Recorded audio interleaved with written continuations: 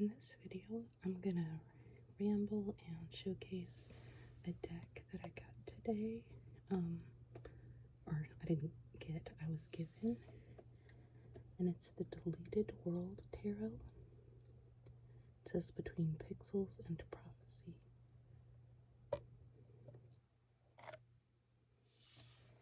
And those are the backs of the cards. Already have two cards pulled. The inside says, "What is not saved will be lost." This was on Kickstarter, I think, last year. I had really wanted to back it, but I couldn't. So I am super excited that I was given this for an occasion. So today I'm just gonna ramble, go through the cards so you can get a sense of the cards. Like if a particular card sort of jumps out at me, I'll read that portion of the guidebook, and I'll probably read a little bit of the here and there of like the front of the back. I mean, I don't want to give everything away, right? But just to maybe try to help you get a sense of the deck. This is really my first time interacting with it, so we can do this together. So it's a different style than I normally am drawn to, as you'll see. It might be, maybe it's better now that I've shown the book to actually, yeah, it might be better to just do one at a time because there's a lot of intricacy in each of the cards, and I think I can actually make that bigger and pull this out.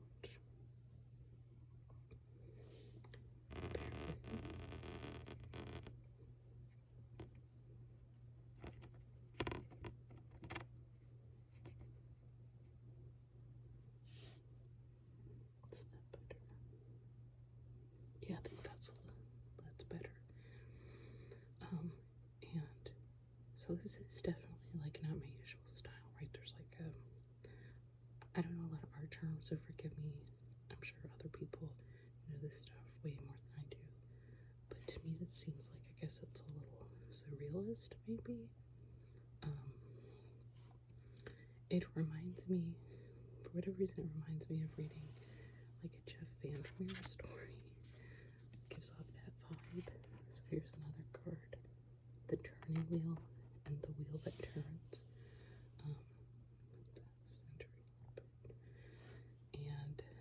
And as you can see from the symbols that, for those of you who know like astrology, there's a lot of astrological symbols and things like that. So like, let's see the turning wheel, what it has for that one. So I believe, let's see,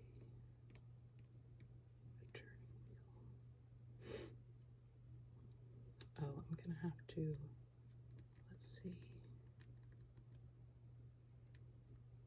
I gotta figure out what. Okay, here we go. Yeah, so it is one of the major arcana. Oh, I'm looking at the wrong. Okay. The virtual world. Okay, here we go. The turning wheel. And so, like, for the major arcana, here's the book. Okay, get it. Focus.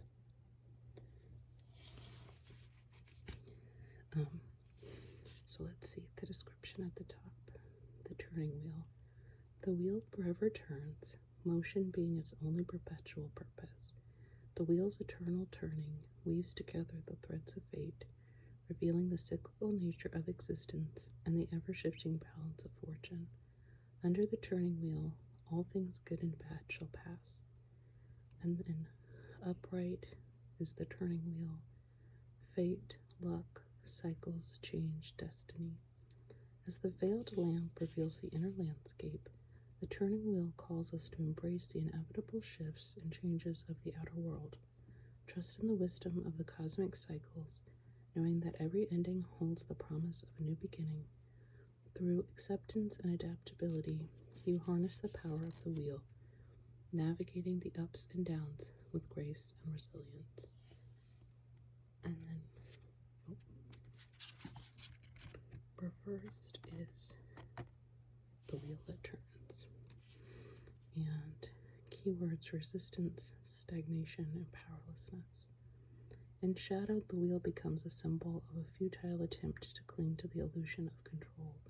When the wheel that turns feels like an external force, remember that you are an integral part of its movement. Embrace the unknown, trusting that even in the darkest times, the wheel continues to turn, guiding you towards growth and evolution. And so let's look through a few more cards, and then I'll probably read you a little bit of the beginning of the guidebook. So this is the guidebook. So we have the shapeshifter,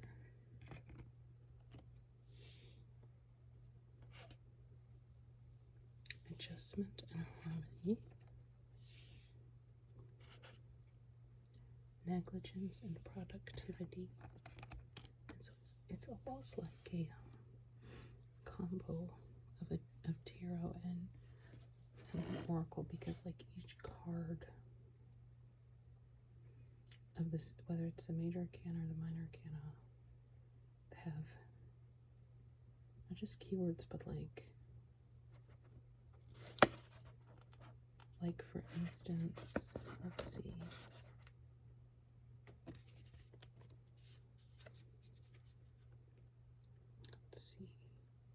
Yeah, so like, for instance, what would be the 0 of, I believe, air? I think air. Like upright, it's corruption, and if you turn it around, it's treachery. So like, let's look at this one. So it says 3. And then that square is what is considered to be, I'm trying to find the corresponding suit, is fire, which in this deck is pixels, passion and will, goals and intuition. So water is glitches, fire is pixels, earth is components, and air is illusions. So like in this one, fire, the 3 of fire, the upright is productivity, and we actually have it, I have it upside down, is negligence. So even though it's the 3 of pixels, it actually already sort of has the keywords for each thing, and I like that. So here's dominion, patience,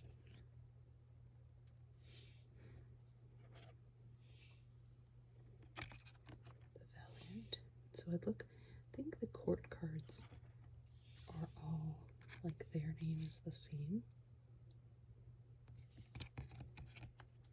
And I think they may be sort of separated out, like, I think they might be called the components. Let's see.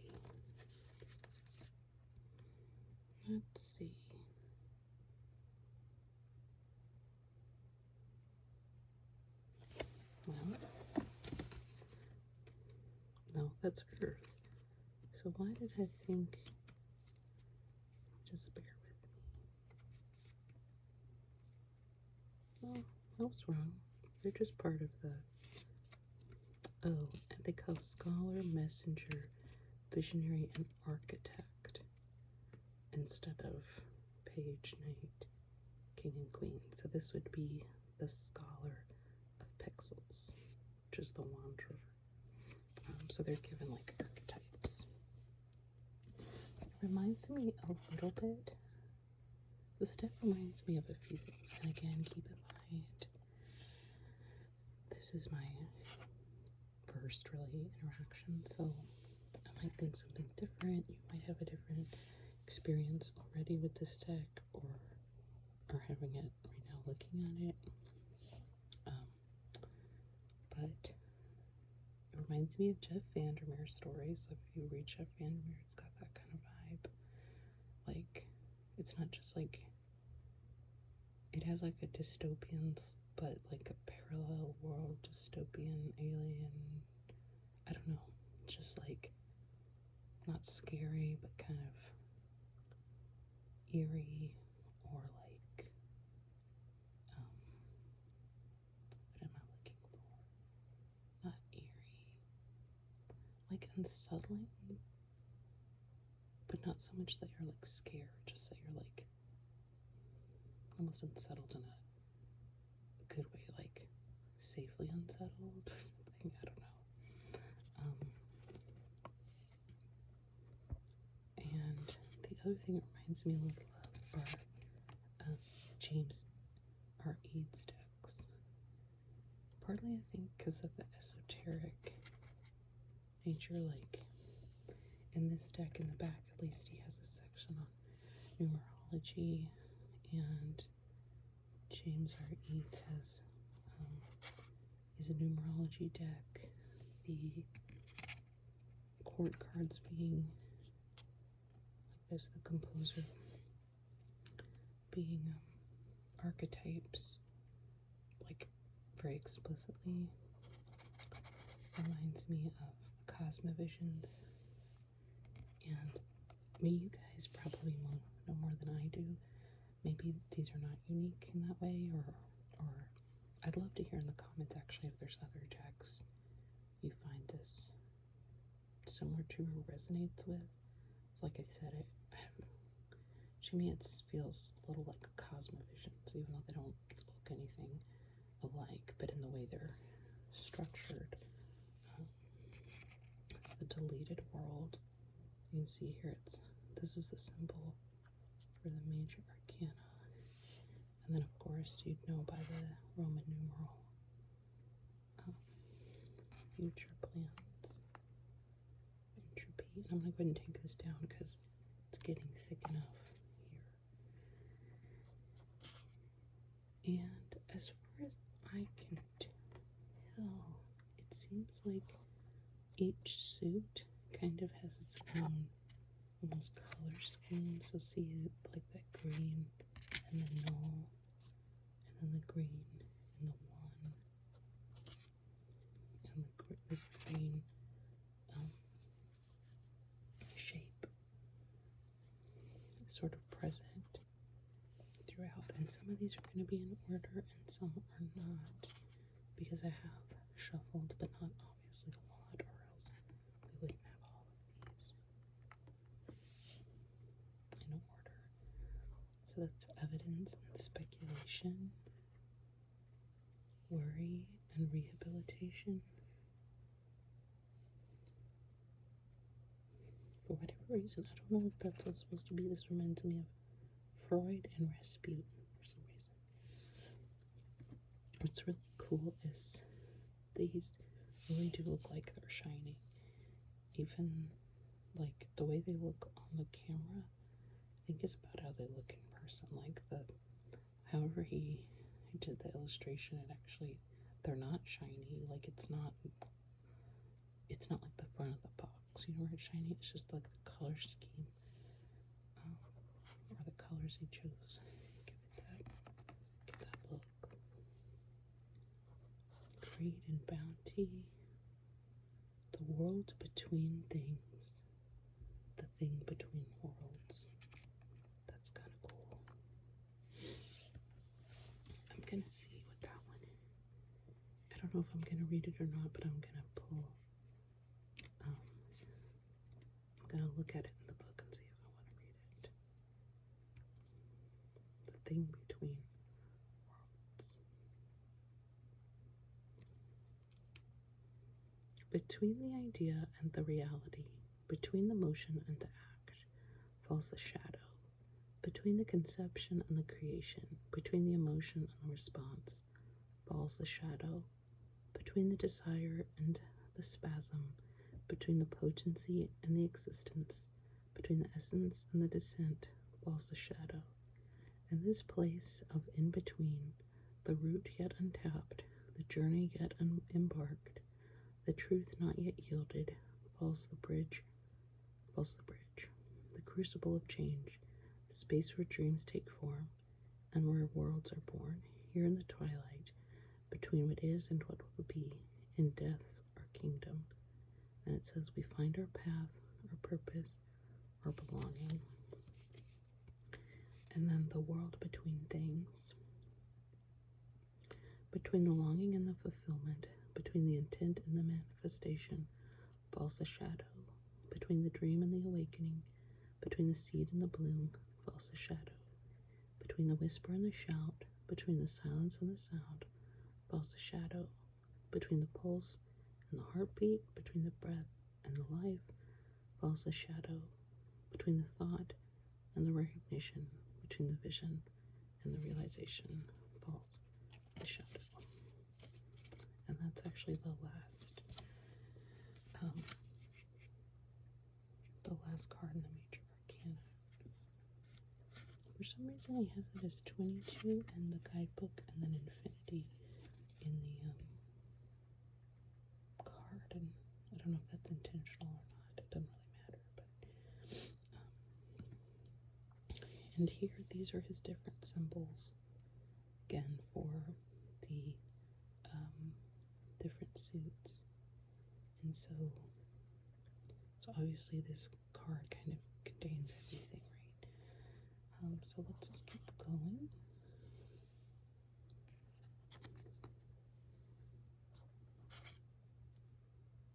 So these are major arcana, the lifting veil, the unseen. Oh, this card reminds me a lot of the Somnia Tarot. That's another deck that this reminds me of. And I sort of throw those reminds me of things out there so that, like, if you know those decks, or like with Vandermeer, if you know those books or stories, you kind of can get a sense of that's neat.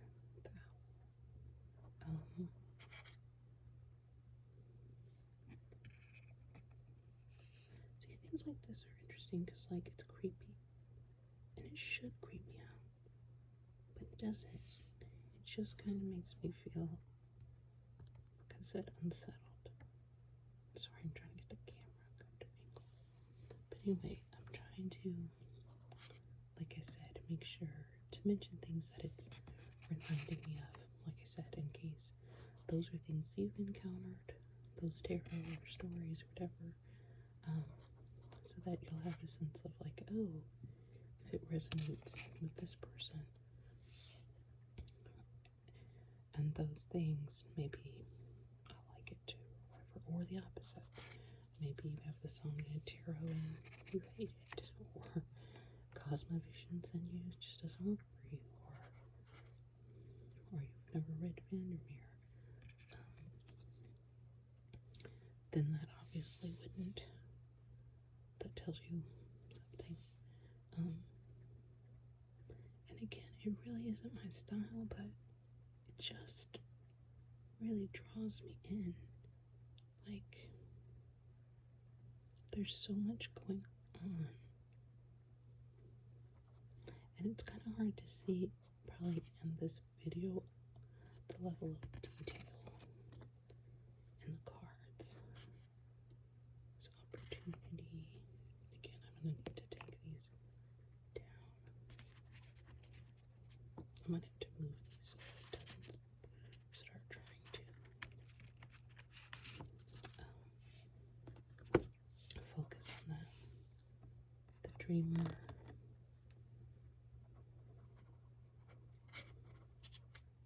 The peacemaker. Corruption. Treachery. Action and chaos.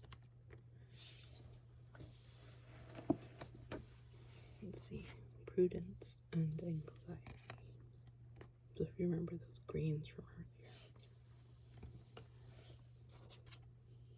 so kind of, and I'm glad that it looks like he's done that, because, so for instance, like we saw that procrastination and opportunity. So that's the suit. Strife and reconciliation. Same suit, but it's got like these purples and greens and blues. I'm really glad he did that because I think otherwise, at least for me, it would be very overwhelming to take it in, right? There's so much on each card. It'd be hard to sort of be hard for me to keep track of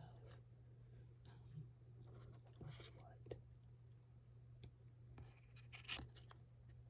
And so here with this suit, see, we have like, there's a little more variety of colors.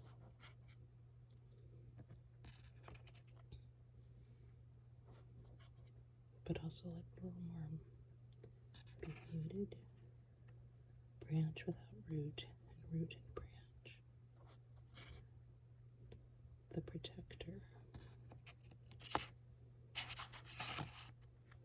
Even that upside down thing, I know different people have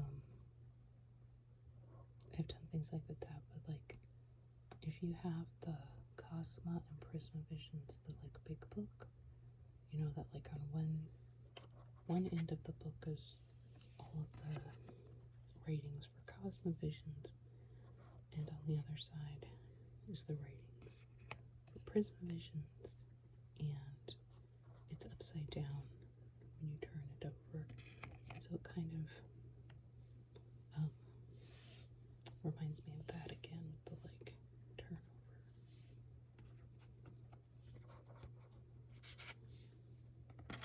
Surrender and escape.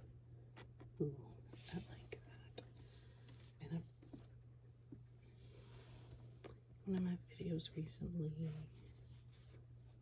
yeah, it was the one where it's talking about the Light Seers Tarot, the idea of surrender. So I'm going to look this one up. So this is the suit of air, which is the suit of illusions. In this card, and so we have the symbol for air, and that's the symbol for the suit illusions. And it's number 7.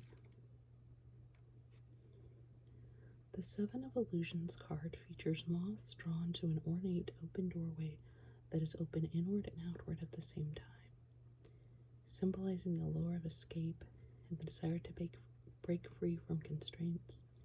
Reflects the tension between seeking freedom and facing the consequences of running away.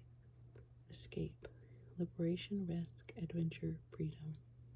In its upright position, the 7 of Illusions signifies the urge to escape and seek liberation. It represents a time to take risks and embrace adventure, breaking free from limitations. This card encourages bold actions to attain freedom and explore new possibilities, even if the path is uncertain. And if we turn it over to surrender,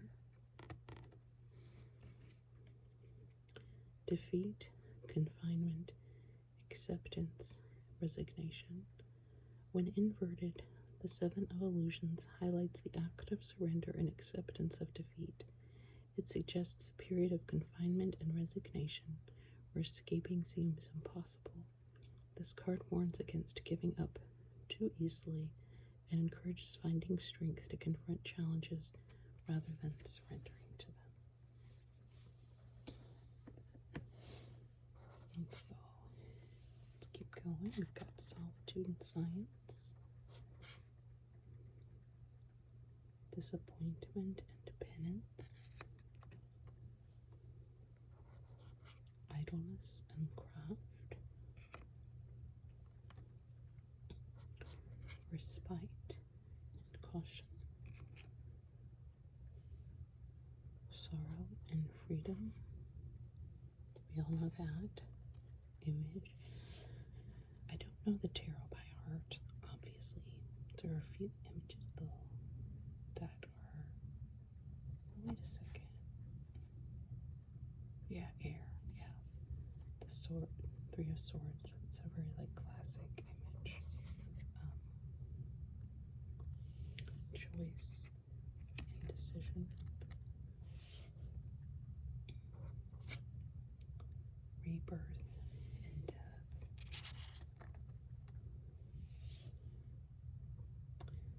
This is actually, I'm going to read something from what he says in a letter from the author in the back. This card makes me think of, he talks about different influences that went into the deck, including technologies, internet culture, occult, history, and tarot illustrations. But here's the part that I like. And I wonder if we're the same age or not. I don't know, because I'm in that generation that sort of smack dab in the middle of, like, I was a kid when we first started having the internet, so like old enough to like be aware and know what's going on.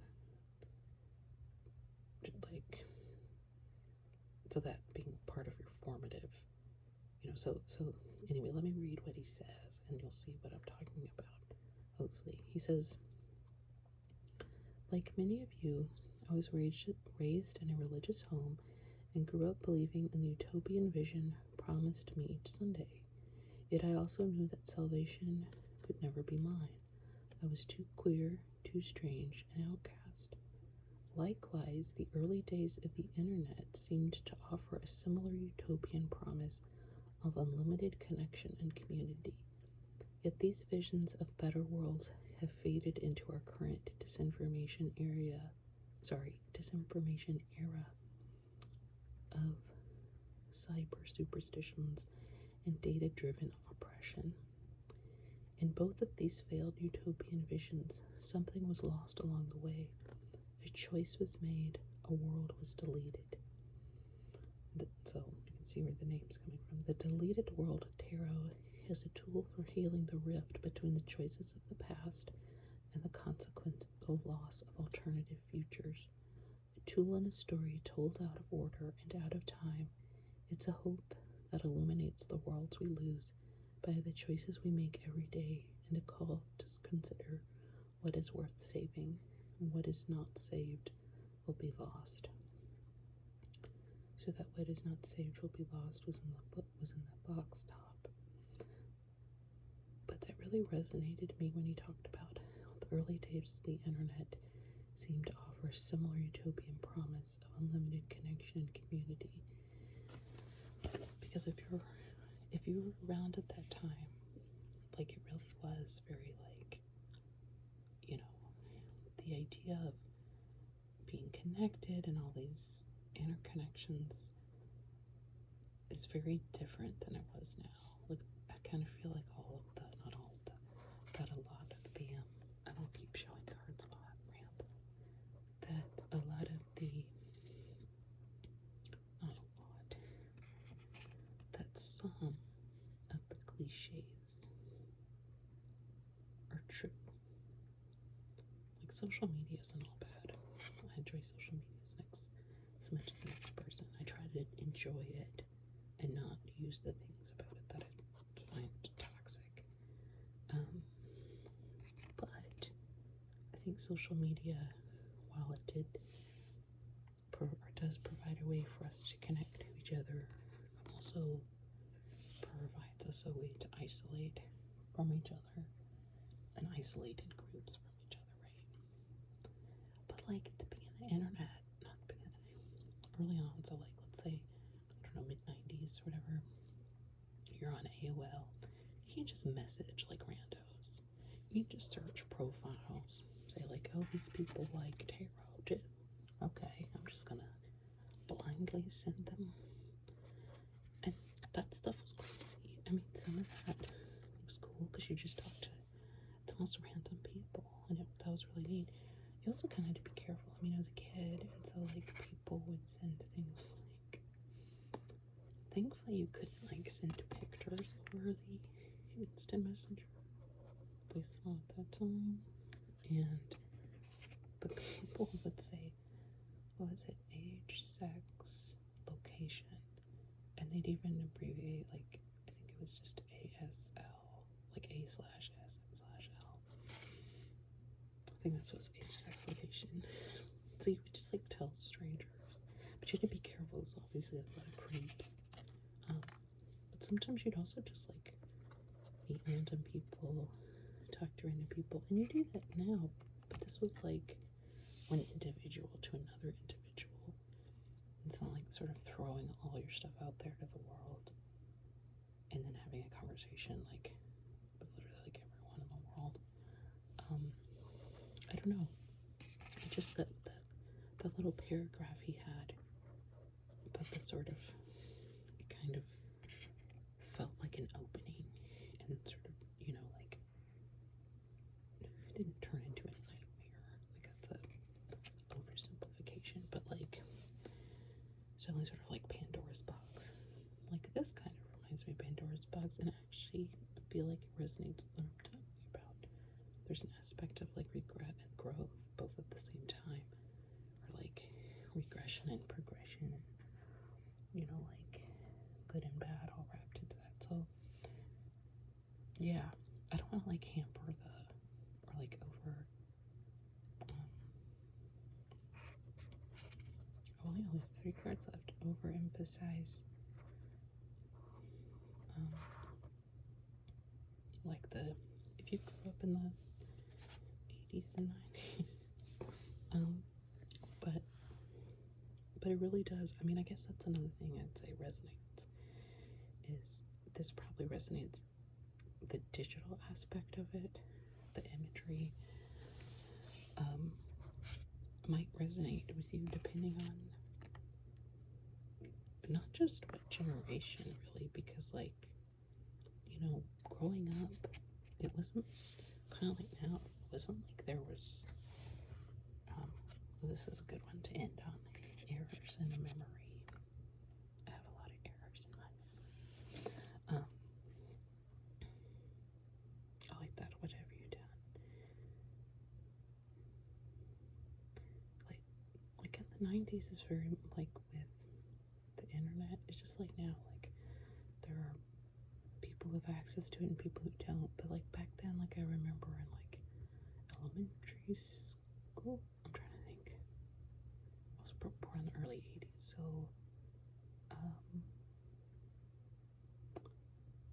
trying to think like how old would I have be, at least be in middle school. Anyway, like I can remember when you were using your dial-up, and it was like, as you started to get faster and faster connections, like it used to be cool to be like, ooh, get 2800. I think it was like kilobyte. I mean, it was something like absurdly small. But it was weird because like some people had access to the internet, some people didn't. Some people had email addresses, some people didn't. Some people had instant, you know, had AOL Instant Messenger. Some people didn't. So, like I even remember when companies and stuff used to first started being like, you can find us at www.blah.com. And I remember that used to really annoy me. I don't know why. Obviously, it's become just like part of the background noise of our lives, but for whatever reason, I guess if you grew up in the 90s, just FYI, this deck may resonate with you on that level, because it definitely, like, I'm having all kinds of flashbacks from that time, and what it was like and sort of what it felt like, because it did feel expansive, you know, like both in terms of you talking to just like random strangers, or like my dad, like, I mean, he had made this profile on AOL and pretended to be from like a different country. It wasn't like catfishing, but I guess it was sort of like that. Like he had profile, and like some random person was like, oh, I'm gonna like travel there, can you tell me more about it? And so he just like looked up information about that country and was like telling that person, and it's just like, why? But it was just like kind of a,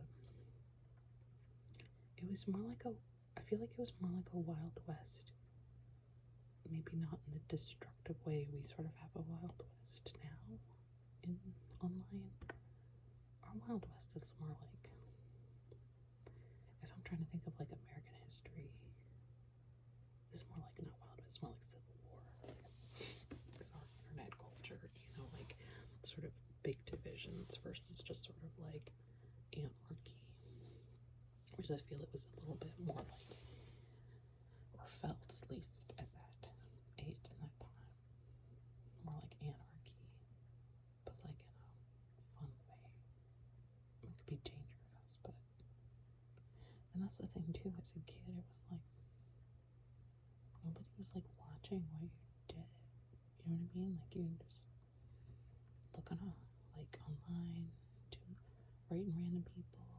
So anyway, I would say, again, I've rambled long enough. I'm just going to start putting cards back up here so you're not just listening to listen to me ramble.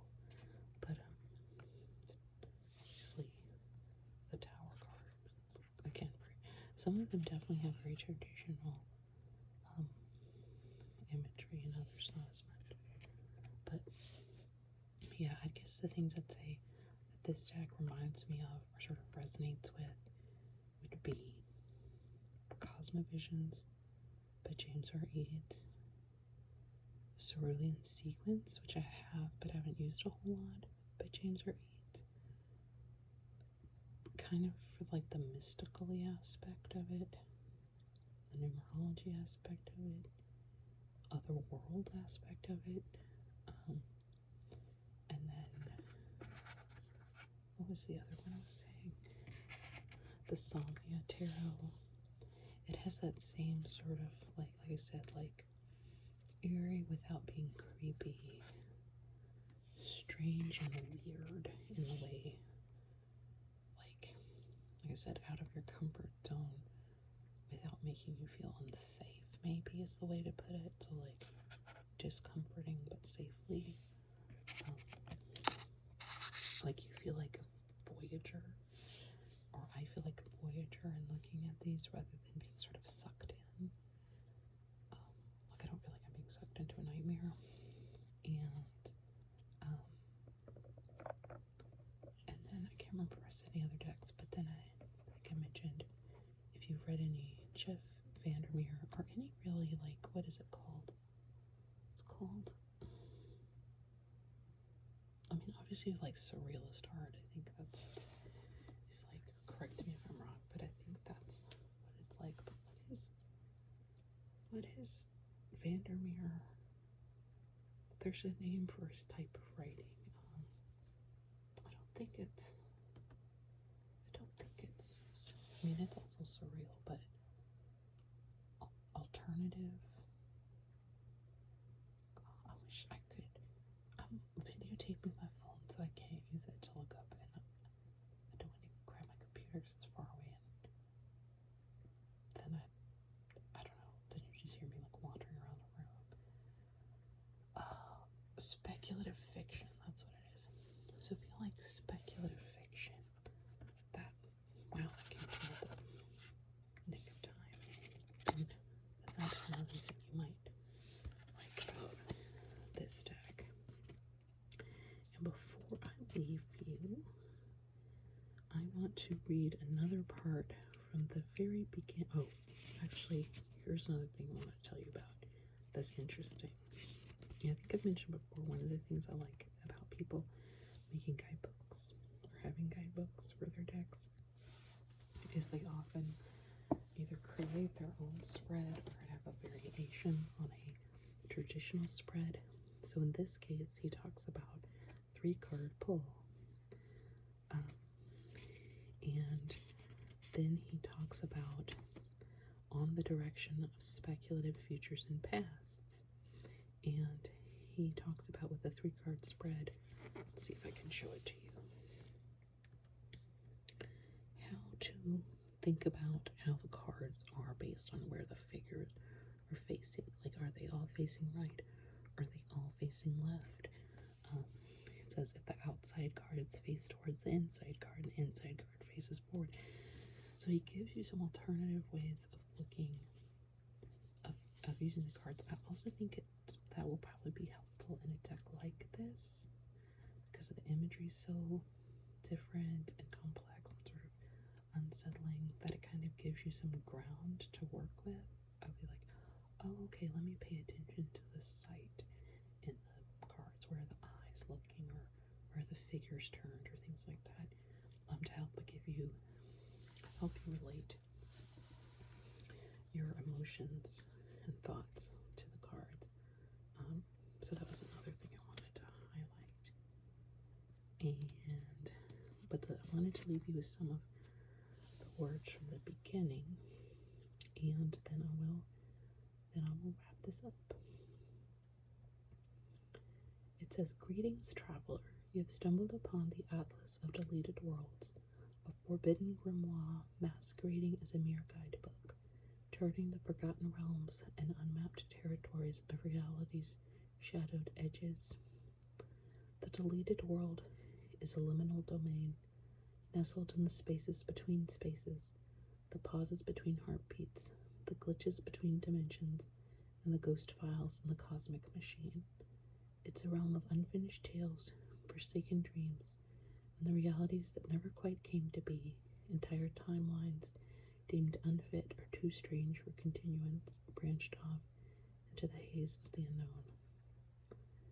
And he goes on and on, not on and on, he goes on to talk about it further. Again, I don't want to read all of it because I don't want to take away your own experience. I also don't know if that's legal.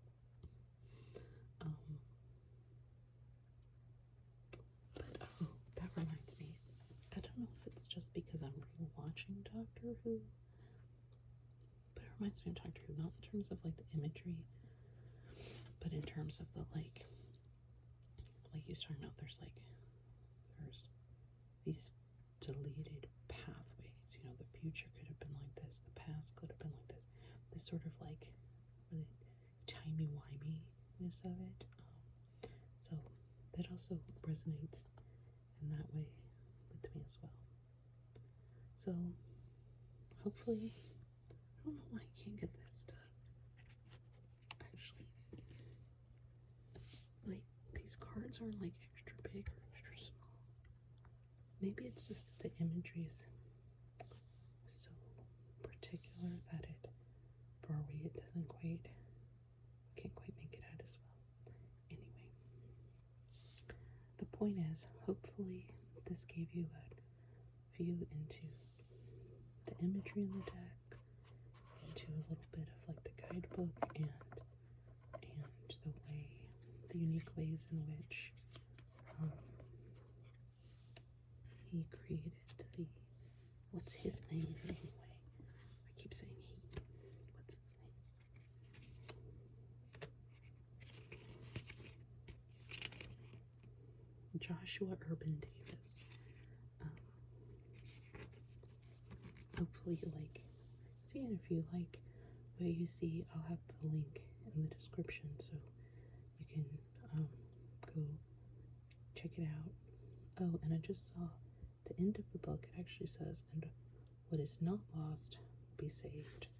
So that's a nice little message to end on. So this is the Deleted World tarot. That's the back. Here's the book. And here's the box.